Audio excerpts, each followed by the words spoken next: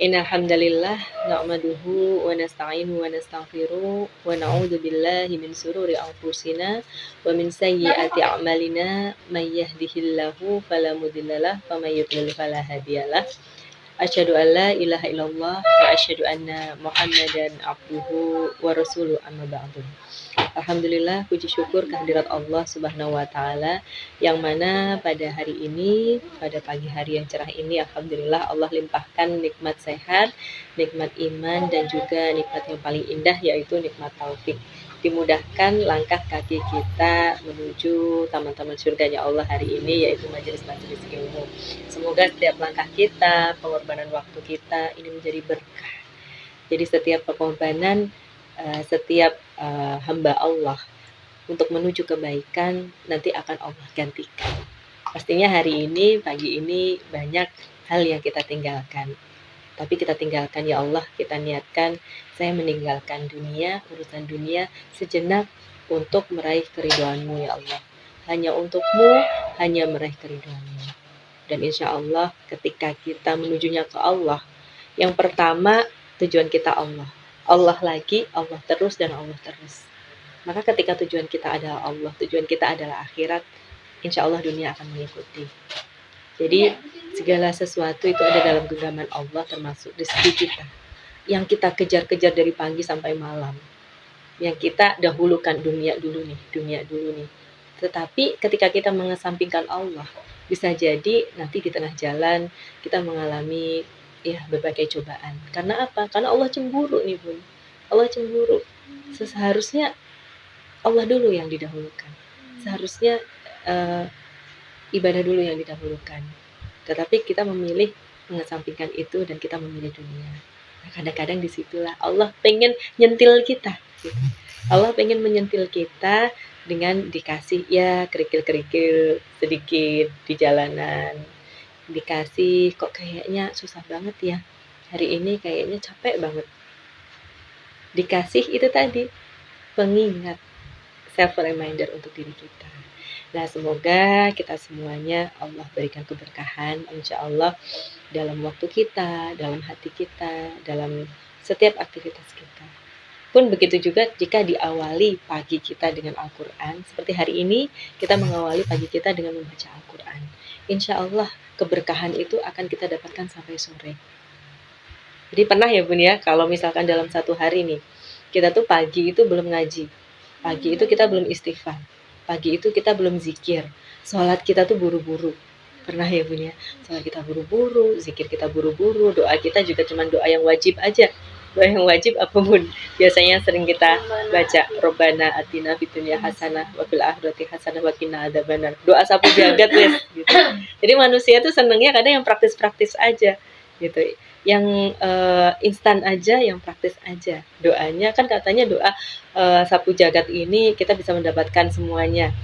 Robbana atina fid dunya hasanah wa fil akhirati hasanah wa qina adzabannar. Kan itu kebaikan di dunia dan kebaikan di akhirat ya Bun. Nah, mencakup semuanya tuh. Nah, akhirnya apa? Itu jadi doa andalan kita. Nah, jadi doa andalan kita mintanya sama Allah pakai doa yang itu aja. Akhirnya kita lupa nih bahwa ketika kita semakin berlama-lama dalam berdoa, kita semakin lama dalam berinteraksi dengan Allah Subhanahu wa taala, maka makin sayang Allah itu sama kita. Bener nggak Bun? Ibaratnya gini, kalau misalkan kita itu kenal sama seseorang, kita tuh datang sesekali aja, kalau pas lagi butuh aja, gitu. Kira-kira orang tersebut tuh sayang nggak sama kita? Mungkin sayang, tapi sayangnya biasa aja, gitu ya Bun ya. Nah begitu pun dengan kita, analoginya seperti itu. Kita datang ke Allah sesekali aja. Ya mungkin kita sholatnya insya Allah gak pernah bolong ya Bun ya. Insya Allah 5 kali sehari minimal. Ditambah lagi mungkin duha, mungkin ditambah lagi dengan sholat tahajud, ditambah lagi dengan sholat sunnah-sunnah yang lain gitu ya. Sholat rawatib gitu. Tetapi kita datang ke Allah sesekali aja. Artinya apa? Kita sholat. Tapi kita gak menghadirkan hati kita tuh. Kita sholatnya cuma fisik aja, cuma di lisan aja. Allahu Akbar kabira walhamdulillahi katsira gitu aja, atau Allahu Akbar Allahumma ba'id ba'ini khotoyaya gitu aja. Cuman dibaca di lisan aja. Tapi kita nggak menghadirkan hati kita. Nah, ketika kita menghadirkan hati kita itu biasanya pada saat apa, Bun?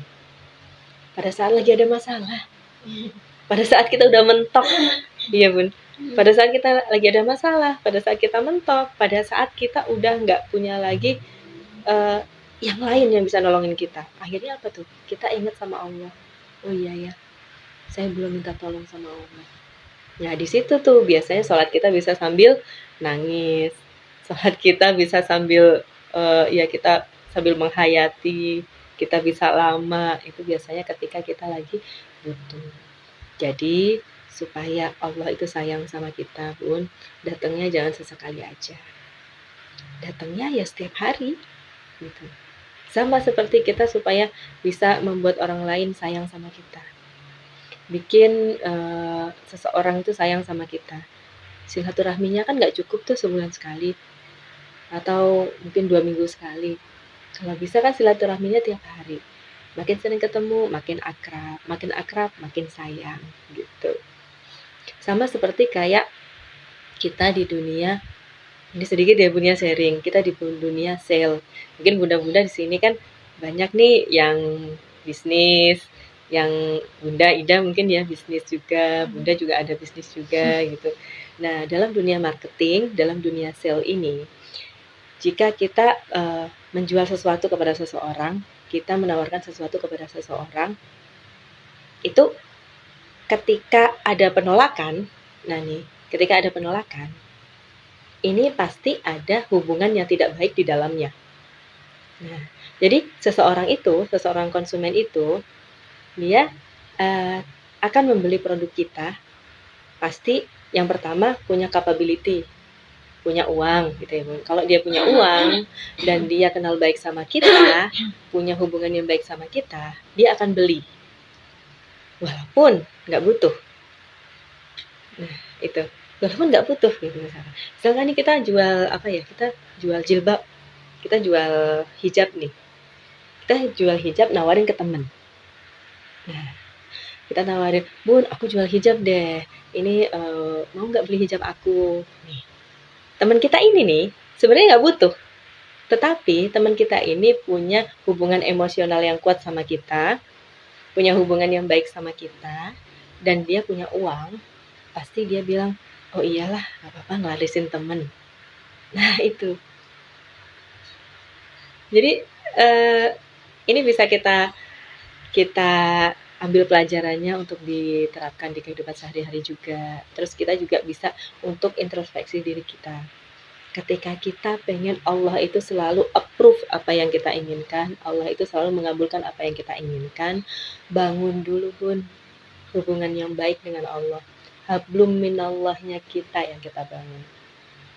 Nah, ketika hablum minallahnya kita sudah kita bangun, kita hanya berbisik dalam hati aja, ya Allah kayaknya enak deh sore ini makan martabak, ya Allah enak deh kayaknya sore ini makan pisang bolen. Tahu-tahu ada nih tetangga atau mungkin ya teman yang silaturahim ke rumah kita bawa tuh yang namanya pisang bolen. Nah itu sampai seajaib itu loh Bun, sampai begitu besar miracle-nya itu buat kehidupan kita. Bangun hablum minallah yang baik. Nah, ini prolog ya Bun ya sedikit. Semoga ini bisa menambah semangat kita. Dan kita bersolawat dulu ya Bun ya. Kita awali hari kita dengan bersolawat kepada Rasulullah Sallallahu Alaihi Wasallam. Allahumma sholli ala Sayyidina Muhammad wa ala ali Sayyidina Muhammad. Allahumma sholli ala Sayyidina Muhammad wa ala ali Sayyidina Muhammad. Allahumma sholli ala Sayyidina Muhammad wa ala ali Sayyidina Muhammad. Semoga kita senantiasa mendapatkan keberkahan dari Allah Subhanahu wa taala. Semoga kita kelak dipantaskan untuk masuk dalam rombongan Rasulullah Shallallahu alaihi wasallam dan semoga kita pantas untuk mendapatkan syafaat dari Rasulullah Shallallahu alaihi wasallam. Alhamdulillah. Bismillahirrahmanirrahim. Seperti biasa, kita mulai kajian kita pada pagi hari ini dengan tadabbur ayat. Nah, tadi kita sudah membaca Quran surat Ali Imran ya Bun ya. Quran surat Ali Imran ayatnya di 108 sampai 115. Nah, di sini kita tadabbur ayat sebentar supaya kita mendapatkan keberkahan dari apa yang kita baca. Jadi supaya kita tidak masuk dalam golongan orang-orang yang meninggalkan Al-Quran. Kemarin salah satu yang meninggalkan Al-Quran apa Bun? Yang Ya, yang membaca Al-Quran tetapi tidak mengerti maknanya. Nah, itu kita termasuk dalam golongan orang-orang yang mengabaikan atau meninggalkan Al-Quran. Jadi ini adalah salah satu ikhtiarnya kita nih Bun, supaya kita tidak masuk dalam golongan itu. Ya. Bismillahirrahmanirrahim. Bismillahirrahmanirrahim. Walillahi ma fis samawati wa ma fil ard wa ilallahi turja'ul umur. Dan milik Allah lah apa yang ada di langit dan apa yang ada di bumi.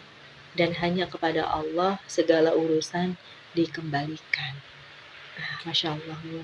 Ayat ini singkat, tetapi maknanya luar biasa. Maknanya dalam banget. Walillahi ma fis samawati wa ma fil ard wa ilallahi turja'ul umur. Dan milik Allah lah apa yang ada di langit dan di bumi. Semuanya itu milik Allah Bun ternyata. Termasuk diri kita, termasuk jiwa kita, termasuk fisik kita, suami kita, anak-anak kita, apa yang saat ini kita pakai, dan cita-cita yang akan kita tuju itu juga ada dalam genggaman Allah Subhanahu wa Ta'ala. Jadi tidak ada alasan untuk kita ya Bun ya, untuk menduakan Allah. Tidak ada alasan kita untuk menomorduakan Allah. Semuanya itu miliknya Allah. Kita mau kerja, mau pontang-panting, mau kita menghabiskan seluruh energi kita, Bu. Semuanya ini milik Allah, Bu. Kadang-kadang tuh itu seperti makna dari gerakan sa'i ya, Bu ya. Makna dari ibadah sa'i. Nah, ibadah sa'i ini kan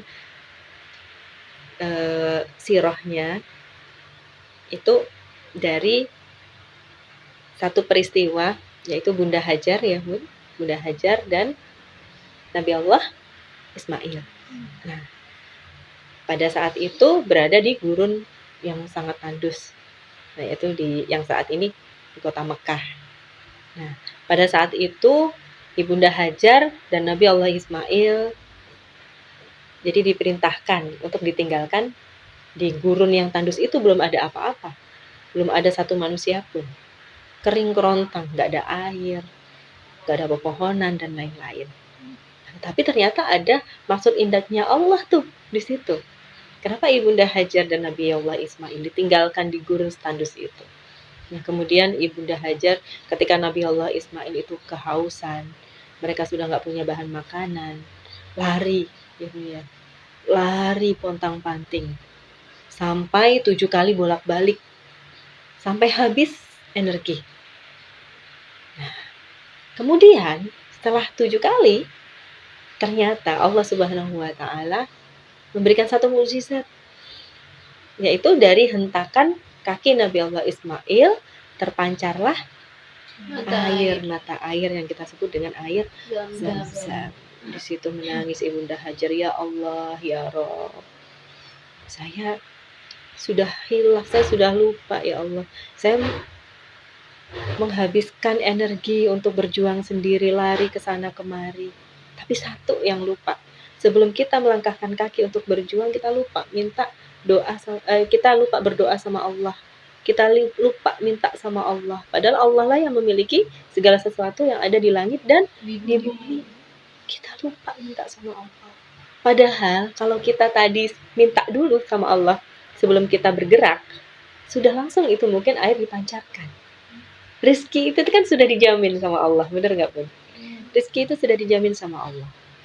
Maka kita minta sama Allah, ya Allah, tolong mudahkanlah rezeki itu sampai ke tangan hamba. Mudahkanlah rezeki itu hadir. Percepat kalau misalkan masih agak lambat.